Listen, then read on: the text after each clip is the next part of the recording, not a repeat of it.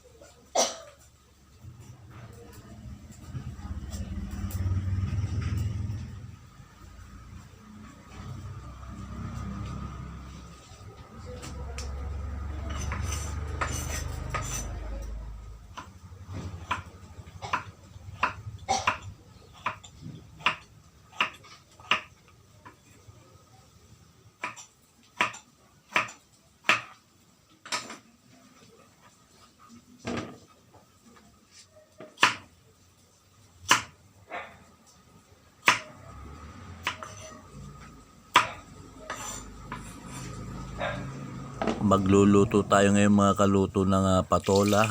Sasabawan po natin ito. Yan, bali 2 kalahating bao ng tubig ang aking linagay. Maglalagay din po tayo ng paminta, sibuyas mga kaluto at hintayin po natin itong kumulo.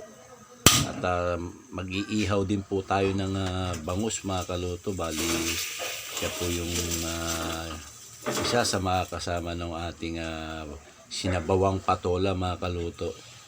So yan nga mga kaluto, kumukulo na siya. Pwede na natin ilagay yung patola. Bali 3 po yung aking in-slice na patola. Linagay ko na rin po yung ating chicken cubes at yung ating asin at halo-haluin lang natin saglit mga kaluto at pakuluan lang natin yung ating patola.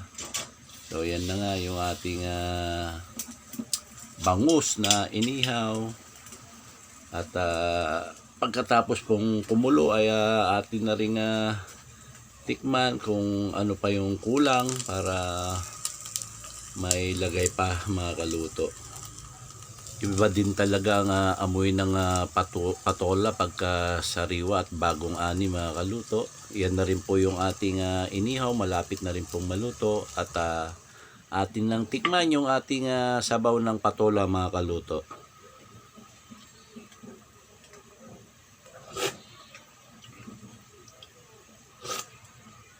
Ayos man ang George! Bali solo lang siya, wala siyang sahog mga kaluto at yung ating inihaw na bangus ang magiging kasama niya mamaya mga kaluto.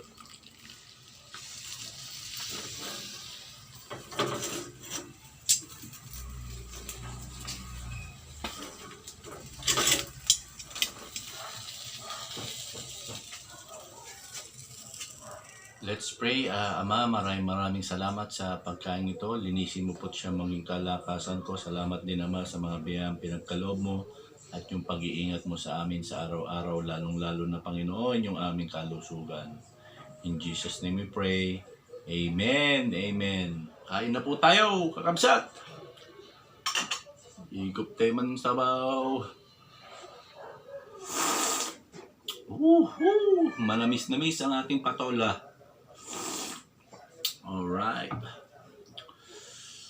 Tapos plus brown rice, pinaghalo ko na po yung puti at brown rice mga kaluto. Itong bangus. May sausawan tayong unting bagoong.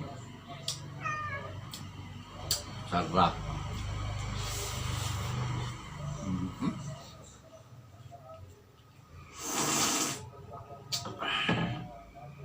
Manamis-namis po itong patola. Ito po yung napakasimpleng luto ng patola pero masarap. Sinabawan lang po. Sarap.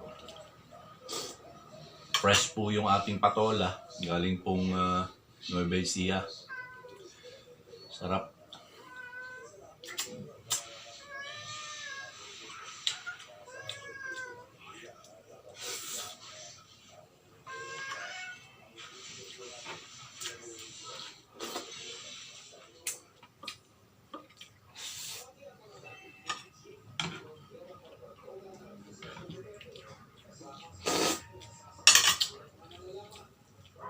Hanggang sa muli, ito po ang inyong kaluto, nagsasabing, laging magdasal, count your blessing, and stay positive!